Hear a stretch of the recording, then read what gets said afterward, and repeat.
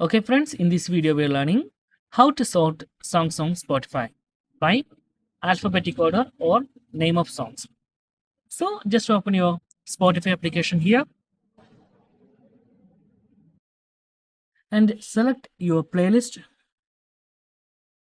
Then you can see sort options is here.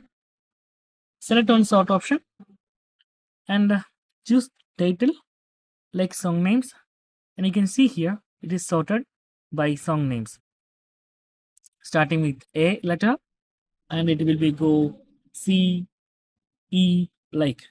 And also you can choose sort option and click here to change the sort options. Like now it is starting with last words like V, U, T, S like this. Okay, you tap again that arrow mark, it will be changed to alphabetic order like A to Z.